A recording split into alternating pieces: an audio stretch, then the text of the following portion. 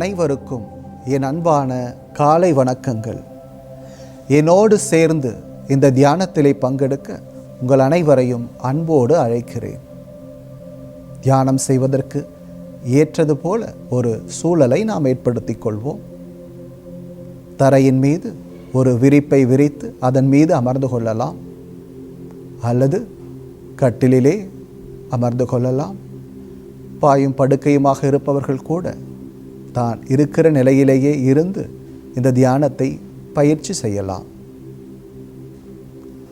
முதலில் நாம் ஏன் தியானம் செய்ய வேண்டும் என்ற யதார்த்தமான கேள்வி நமது உள்ளத்தில் எழலாம். பாருங்கள், இறைவன் நமக்கு கொடுத்த மிகப்பெரிய கொடை இந்த உடல்தான். இந்த உடலே மிகப்பெரிய பரிசாக நாம் கருத வேண்டும். இந்த உடலை பயன்படுத்தியே இந்த உலகில் நாம் சிறந்த வண்ணம் வாழ முடியும். இறைவனையும் உணர்ந்து கொள்ள இந்த உடலையே பயன்படுத்தி கொள்ளவும் முடியும். சற்று சிந்திப்போம். இயேசு கிறிஸ்துவோ புத்தரோ இந்த உலகில் எந்த கோவிலையும் கட்டவில்லை. மாறாக அவர்கள் சுவாசித்த ஒவ்வொரு மூச்சையும் பரிசுத்தமான விதத்திலே சுவாசித்தார்கள். விழிப்போடு சுவாசித்தார்கள். தனது உடலை கோவிலாக மாற்றினார்கள். இந்த உலகிலே அவர்கள் ஒளியாக ஜொலித்தார்கள். தனது உடலை கோவிலாக அவர்கள் உணர்ந்து கொண்டார்கள். இந்த உடல் தூய ஆவி தங்கி வாழும் ஆலயம் என்பதை அறிந்து உணர்ந்து வாழ்ந்தார்கள். ஆகவே நாமும் இறைவன் நமக்கு கொடுத்த இந்த உடலை பயன்படுத்தி சிறந்த முறையில் தியானம் செய்து விழிப்போடு சுவாசித்து நாம் இந்த உடலின் வழியாக இறைவனை இந்த தியானத்திலே உணர்ந்து கொள்வோம். இறைவன் படைத்த ஒவ்வொரு படைப்பும் அதிகாலை வேளையிலே இறைவனை புகழ்கிறது. அந்த இறைவனின் உன்னத படைப்பான நாமும் இவ்வதிகாலை வேளையிலே இறைவனை இந்த பாடலின் மூலமாக புகழ்வோம், இறைவனை மாட்சிப்படுத்துவோம். இந்த பஜனிலே நம்மையே இறைவனோடு இணைத்து கொள்வோம்.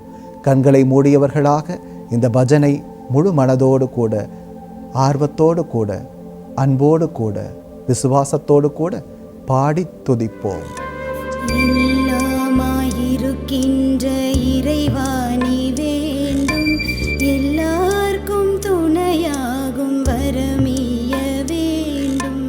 எல்லாமாயிருக்கின்ற இறைவா நீ வேண்டும், எல்லாருக்கும் துணையாகும் வரமிய வேண்டும். எல்லாமாயிருக்கின்ற இறைவா நீ வேண்டும், எல்லாருக்கும் துணையாகும் வரமிய வேண்டும். எல்லாமாயிருக்கின்ற இறைவா நீ வேண்டும், எல்லாருக்கும் துணையாகும் வரமிய வேண்டும். எல்லாமாயிருக்கின்ற இறைவா நீ வேண்டும், மெய்ஞான வழி சென்று மகிழ்ந்தாட வேண்டும். எல்லாமாயிருக்கின்ற இறைவா நீ வேண்டும், மெய்ஞான வழி சென்று மகிழ்ந்தாட வேண்டும். எல்லாமாயிருக்கின்ற இறைவா நீ வேண்டும், மெய்ஞான வழி சென்று மகிழ்ந்தாட வேண்டும். அன்பார்ந்தவர்களே, இந்த தியானத்திலே நாம் நம்மை உணரவும், நாம் யார் என்று அறிந்து கொள்ளவும், நம்மையே நாம் உயர்த்தி கொள்ளவும், மேம்படுத்தி கொள்ளவும் இந்த தியானம் நமக்கு பயன்படும். முதலில் சிந்திப்போம், நாம் என்பது யார்? நான் என்பது இந்த உடல் மட்டுமல்ல. நான் என்பது இந்த உடலோடு கூட எனது குடும்பமும், நான் வாழுகிற சமூகமும், எனது நண்பர்களும்,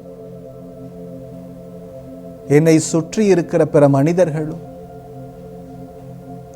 அவற்றோடு கூட எனக்கான லட்சியங்களும், இறைவன் எனக்கு கொடுத்திருக்கிற நோக்கங்களுமே நானாக இருக்கிறேன். என் உடலை நான் பராமரிக்கிறேனா, பாதுகாக்கிறேனா, அல்லது ஒவ்வொரு நாளும் அதனை அழித்து கொண்டிருக்கிறேனா? இந்த உடலை பேணி பராமரிக்க நான் முயற்சி எடுப்பேன். இரண்டாவது, எனது குடும்பம். என் குடும்பம் எனக்கான பலம். என் குடும்பத்தில் இருக்கிற நபர்கள் ஒவ்வொருவரும் எனக்கான ஆசீர்வாதங்கள். அவர்களை நான் சரியாக முறையாக பராமரிக்கவும் பாதுகாக்கவும் அவர்களுக்கு தகுந்த மரியாதையை கொடுக்கவும் நான் முயற்சி எடுப்பேன். மூன்றாவது, என்னை சுற்றி இருக்கிற இந்த சமூகம், அக்கம் பக்கத்தார், உறவுகள் அனைவரும் எனக்கு முக்கியம். அவர்கள் இல்லாமல் நான் இல்லை. அவர்கள் அனைவரும் இந்த உலகில் நல்ல வண்ணம் வாழ வேண்டும். அதற்கு நான் நிச்சயம் உதவியாக இருப்பேன். அதற்கென நான் முயற்சிப்பேன். நான்காவது, எனது நண்பர்கள். எனது வளர்ச்சியிலும் வீழ்ச்சியிலும் எனக்கு பக்கபலமாய் இருக்கக்கூடியவர்களின் நண்பர்கள் மட்டும்தான். அவர்கள் இல்லாமல் என் வாழ்க்கை மகிழ்ச்சிகரமாக இருக்கப் போவதில்லை. ஆகவே என் நண்பர்களோடு கூட நான் வாழுகிற இந்த வாழ்க்கை இன்னும் சிறப்பானதாக அமைய என் நண்பர்களுக்கு நான் உதவியாக இருப்பேன். அடுத்து, எனது லட்சியமும் இறைவன் என்னை மதித்து இந்த உலகில் எனக்கு கொடுத்திருக்கிற நோக்கங்களும். அன்பு இறைவா, நீர் என்னை மதித்து எனக்கு கொடுத்திருக்கிற நோக்கங்கள் ஒவ்வொன்றையும் நான் சரியாக முறையாக செய்து முடிக்க பலம் தாருங்கள். என்னை இந்த உலகிலே நீர் ஒரு குப்பையாக படைத்து விடவில்லை.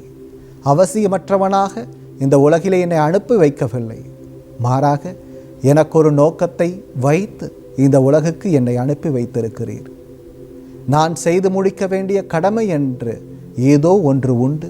அதனை நான் அறியவும் உணரவும் அவற்றை செய்து முடிக்கவும் நான் முயற்சி எடுக்கிறேன். இந்த உலகிலிருந்து நான் விடைபெறுகிற போது நீர் என்னை மதித்து கொடுத்த அந்த நோக்கத்தை, அந்த காரியத்தை நான் செய்து முடிக்காமல் நான் போக மாட்டேன். இறைவா, என்னை பலப்படுத்தும், எனக்கு ஆற்றல் தாரும். நான் யார் என்பதை உணர்ந்து கொள்ள எனக்கு கற்றுத்தாரும். உம்மை இன்னும் அதிகமாய் தேடுகிற மனிதனாக, மனுஷியாக நான் மாற எனக்கு உதவி செய்யும்.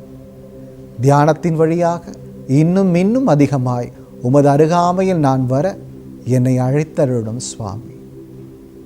தியானம் செய்கிற ஒவ்வொரு மனிதனும் விழிப்போடு இருக்கிறான், நிதானமாய் இருக்கிறான். தனக்குள் என்ன நடக்கிறது என்பதை கவனிக்கிறான். தன்னை சுற்றி என்ன நடந்து கொண்டிருக்கிறது என்பதையும் உணர்ந்து கொள்கிறான். நான் தியானம் செய்கிறேன், இவை அனைத்தும் எனக்கு கைகூடுகிறது. தியானம் எனது பக்கபலம். நான் உணர்வது, நான் சிந்திப்பது நிச்சயம் என் வாழ்க்கையில் எனக்கு ஆசீர்வாதங்களை கொண்டு வந்து சேர்க்கும். நான் நல்லதையே சிந்திக்கிறேன், நல்லதையே தியானிக்கிறேன். இறைவன் எனக்கு நல்லதையே கொடுப்பார் என நம்புகிறேன். என் நம்பிக்கை வீண் போகாது.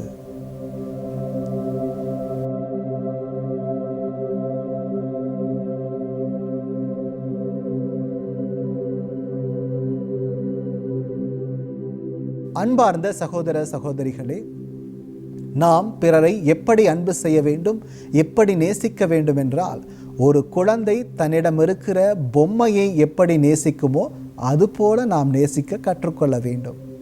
ஒருபோதும் பொம்மை தனது அன்பையோ நேசத்தையோ இமியளவும் அந்த குழந்தைக்கு திரும்ப கொடுக்காது. ஆக எந்த பிரதிபலனும் எதிர்பார்க்காமல் குழந்தை தன்னிடம் கொடுக்கப்பட்ட பொம்மையை நேசிக்கிறதே, அதுபோல நாம் பிறரை நேசிக்க முடியுமா? சிந்திப்போம். இந்த உலகிலே சின்னஞ்சிறியோருக்கு நாம் எதையெல்லாம் செய்கிறோமோ அதையெல்லாம் எனக்கே செய்தாய் என இயேசு கிறிஸ்து சொல்லி இருக்கிறாரே. ஆக நம்முடைய அன்பையும் நமது பாசத்தையும் நமது நேசத்தையும் பிரதிபலன் எதிர்பார்க்காமல் இந்த உலகுக்கு கொடுப்போம். அது இறைவனுக்கு கொடுத்ததற்கு சமமாய் மாறி நிற்கும். இந்த நாள் இனிய நாளாக அமையட்டும். வாழ்த்துக்கள்.